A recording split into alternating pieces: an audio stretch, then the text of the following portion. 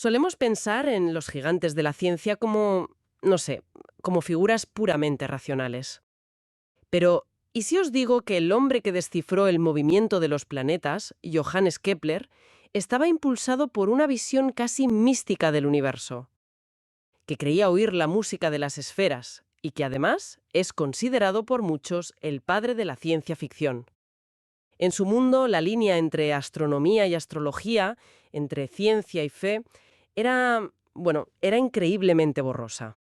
Totalmente. Hoy vamos a sumergirnos en la mente de este genio del siglo XVII, un astrónomo, matemático, filósofo, que vivió con un pie en la Edad Media y el otro en la era moderna.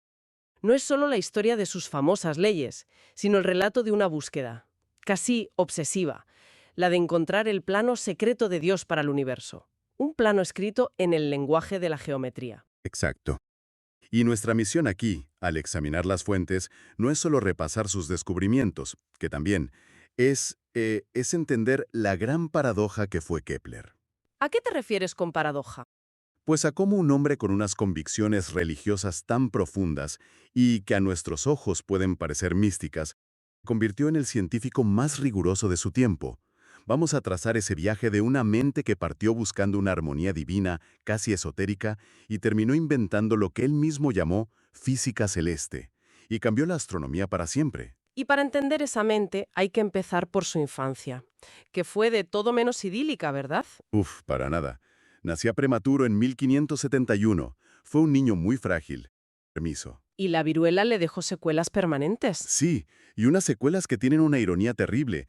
Le dañó la vista y le dejó las manos con una movilidad muy reducida. Increíble. Para alguien que iba a dedicar su vida a mirar por telescopios y hacer cálculos sin parar. Es casi un chiste cruel del destino.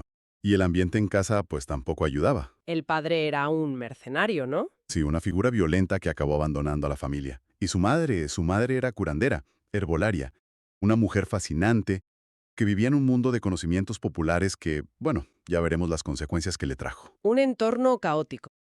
Totalmente. Y sin embargo, en medio de ese caos, en la posada de su abuelo, el pequeño Johannes ya dejaba a todos boquiabiertos con su talento para las matemáticas. Pero lo que de verdad le marcó, lo que encendió la mecha, fueron dos eventos celestes que vio de niño. Eso es, el gran cometa de 1577 que su madre le llevó a ver a una colina y un eclipse lunar que tiñó la luna de un rojo sangre.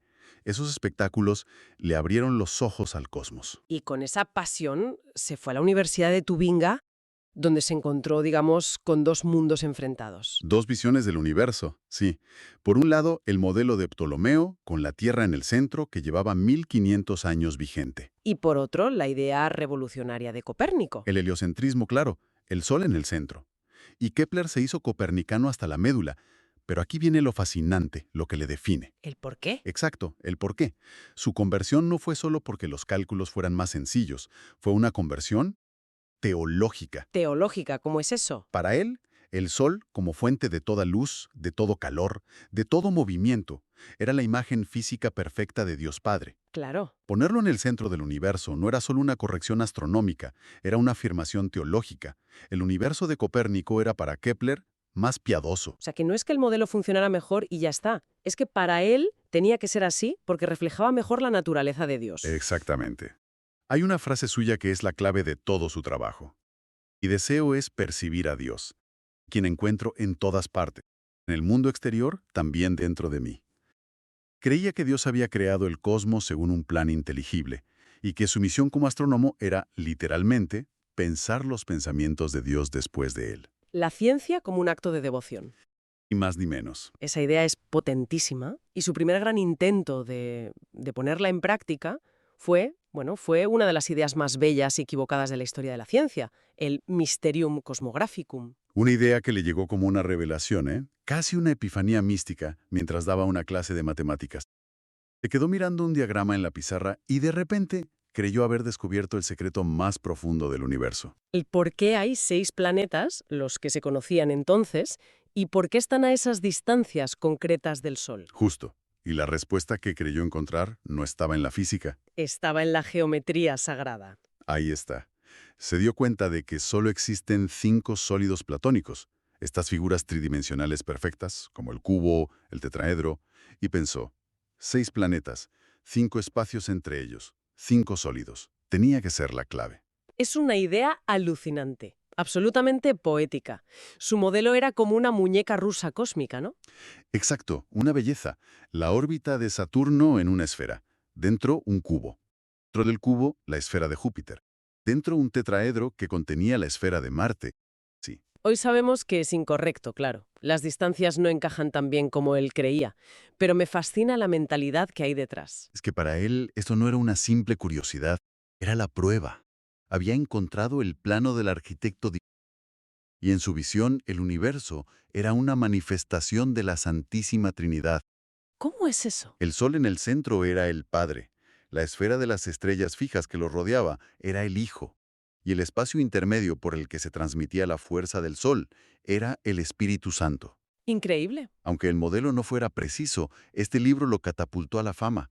Le puso en el radar de los grandes astrónomos de Europa. Y le abre la puerta a la persona que va a cambiar su vida para siempre. Por las tensiones religiosas, Kepler, que era protestante, tiene que huir de Graz y acaba en Praga. Y allí empieza a trabajar como ayudante del astrónomo más grande de su tiempo, el noble danés Tycho Brahe. Y aquí tenemos a la pareja más extraña y productiva de la historia de la ciencia. Totalmente. Tycho era un personaje extravagante. Tenía una nariz postiza de oro y plata porque perdió la suya en un duelo. Y sobre todo, era el observador más meticuloso que jamás había existido. Tenía décadas de datos sobre las posiciones de los planetas de una precisión inimaginable para la época. Y Kepler era el genio teórico que necesitaba desesperadamente esos datos para probar sus ideas. Pero había un problema, ¿verdad? Tycho no soltaba prenda. Para nada. Guardaba sus datos como un tesoro. Veía el genio de Kepler, pero también lo veía como un rival. No le dio acceso total. Solo le encargó una tarea. Sí, una muy concreta, casi para ponerlo a prueba. Descifrar la órbita de Marte, que era la más rebelde de todas. Su relación fue así, una mezcla de colaboración tensa y desconfianza. Y entonces la historia da un giro de guión.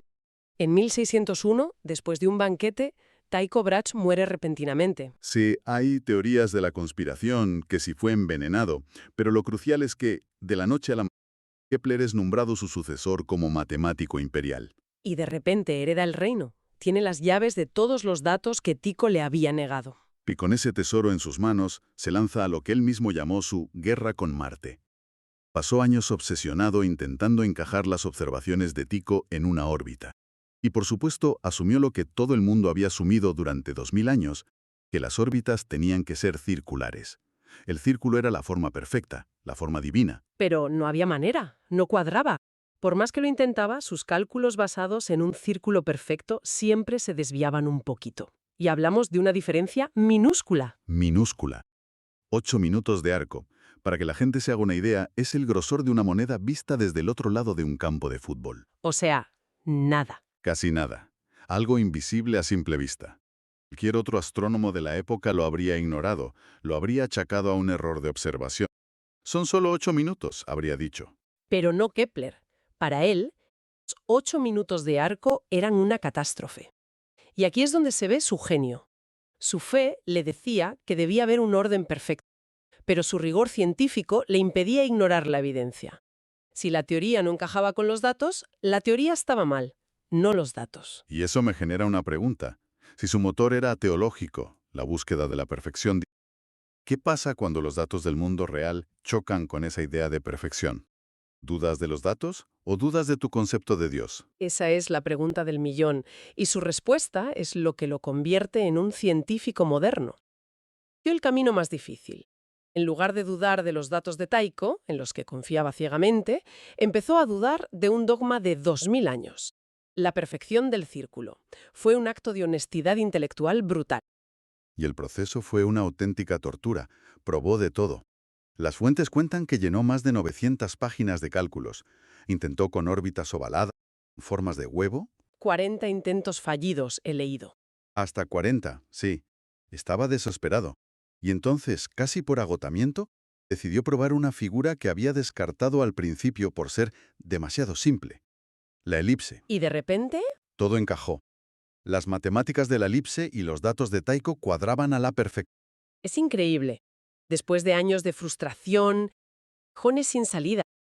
Todo por una diferencia que cualquiera habría barrido debajo de la alfombra. Y de esa honestidad radical, de repente, dos de las leyes más importantes de la ciencia publica en su obra Astronomía Nova. La primera ley es demoledora. Planetas no se mueven en círculos, sino en elipses, con el Sol en uno de los focos, no en el centro. Adiós a la perfección del círculo. Y la segunda ley describe su velocidad. Un planeta se mueve más rápido cuando está más cerca del Sol y más lento cuando está más lejos. La línea que une el planeta y el Sol, áreas iguales en tiempos iguales. Se acabó el movimiento uniforme y perfecto. Es que esto es mucho más que una corrección geométrica, ¿no? Es una revolución conceptual. Hasta ese momento, la astronomía describía cómo se movían los planetas. Era geometría. Pero nadie se preguntaba por qué se movían así. Exacto. Kepler fue el primero en buscar una causa física, un motor para el sistema solar. Por eso llamó a su libro La Nueva Astronomía, subtitulado K Celeste. Él rompió la barrera milenaria entre los cielos, supuestamente perfectos, y la Tierra, el reino de la física, dijo. Las mismas fuerzas que operan aquí abajo deben estar operando allá arriba. ¿Y qué fuerza propuso él? Bueno, imaginó una especie de poder, una especie motriz que emanaba del Sol, como los rayos de luz, y que giraba y empujaba los planetas. ¿Que no era la idea correcta? No, no lo era. Hoy sabemos que la gravedad es una fuerza de atracción, no de empuje. Pero el simple hecho de buscar una fuerza física lo cambió todo. Estaba buscando el manual de instrucciones del motor del universo, no solo dibujando su mapa. Y es que mientras libraba esta guerra con Marte, su mente trabajaba en 1000 otras cosas. Era increíblemente polifacético, en óptica, por ejemplo. Ah, sí. Fue el primero en explicar correctamente cómo funciona el ojo humano, proponiendo que la imagen se proyecta de forma invertida en la retina. Y también se aventuró en la literatura, por llamarlo de alguna manera. Escribió una novela póstuma, Somnium, El sueño. Que es un viaje a la Luna. Escribe cómo se vería la Tierra desde allí, cómo serían sus habitantes. Es una excusa brillante para defender el sistema de Copérnico, pero se considera el primer relato de ciencia ficción. Y pensar que mientras hacía todo esto, se vio envuelto en algo tan medieval como un juicio por brujería contra su propia madre. ¿Cómo le afectó eso? Lo consumió durante 6 años. Su madre Catarina fue acusada formalmente de brujería, y las acusaciones eran terribles. Kepler tuvo que abandonar su trabajo, gastar una fortuna, y usar toda su lógica y su estatus como matemático imperial para defenderla. Escribió alegatos, interrogó testigos. Fue una pesadilla. Y lo más retorcido de todo es que parte de las pruebas contra ella se basaban en su propia novela, en el Somnium. Es terrible, sí. En la historia, la madre del protagonista es una sabia que invoca a demonios para viajar a la luna. La gente del pueblo mezcló la ficción con la realidad y con el hecho de que su madre era curandera y construyeron el caso. Es un ejemplo brutal de cómo Kepler vivía con un pie en el futuro y otro en el pasado más oscuro. Finalmente consiguió que la absolvieran, pero ella murió poco después. Y a pesar de todo este drama personal y de las guerras que asolaban Europa, Kepler nunca dejó de buscar la armonía. Volvió a su idea original en su libro Harmonice Mundi. La armonía de los mundos. Exacto. Pero esta vez la buscó en la música. Relacionó las velocidades de los planetas con las notas de una escala musical. Cada planeta, al moverse, cantaba su propia melodía. La Tierra, por ejemplo, cantaba mi, fa, mi, que él interpretaba como miseria, fames, miseria. Miseria, hambre, miseria. Esto era su forma de reconciliar sus nuevos descubrimientos físicos con su fe en un universo ordenado y bello. Y escondida entre todos estos cálculos místicos y musicales, casi como una nota al pie, en esa misma obra, enunció su tercera y última ley. La pieza final del puzzle. Una fórmula matemática que relaciona el tiempo de la órbita de un planeta con su tamaño. La pieza final, sí. Uniendo todas las piezas, de Kepler es asombroso. Un hombre que parte de una búsqueda mística del plan secreto de Dios, y que por ser tan dogmáticamente fiel a la evidencia, va por demoler la astronomía antigua y convertirse en el primer astrofísico. Es la figura de transición, pero usó los datos de Tycho para destruir los círculos. Le preparó todo el camino a Isaac Newton. Las 3 leyes de Kepler describen el qué del movimiento planetario. Newton, una generación después, explicaría el por qué. Pero es curioso, porque sus descubrimientos no fueron un éxito inmediato. Uno pensaría que todo el mundo se dio cuenta de la revolución. En absoluto. Es uno de los hechos más sorprendentes. Gigantes como Galileo Galilei o René Descartes ignoraron por completo sus leyes elípticas. Galileo también. A Galileo la idea de las elipses le pareció horrible, una imperfección inaceptable en los cielos. Quería seguir con sus círculos. A muchos les costaba aceptar esa mezcla de física vulgar con la astronomía pura. Y entonces, ¿cuándo se reconoció su genio? Newton, quien lo reivindicó, demostró que las tres leyes de Kepler no eran casualidad, sino la consecuencia matemática inevitable de una única ley universal de la gravedad. Ahí fue cuando todo el mundo entendió la magnitud de lo que Kepler había hecho. Su obsesión con esos 8 minutos de arco de Marte fue lo que derribó un paradigma de 2000 años. Para Kepler, ciencia y fe no eran enemigas. Eran dos lenguajes para leer el mismo libro, el de la naturaleza, escrito por Dios. Su ciencia era una forma de oración. Y su genio reside en esa increíble paradoja.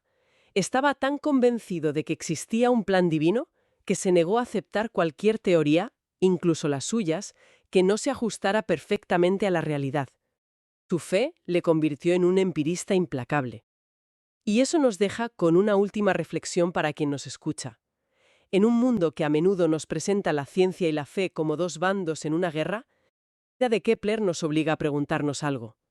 ¿Y si la convicción profunda, un orden subyacente, llámesele Dios, armonía o las leyes de la física, no fuera un obstáculo para la ciencia, sino precisamente el motor que impulsa los descubrimientos más profundos?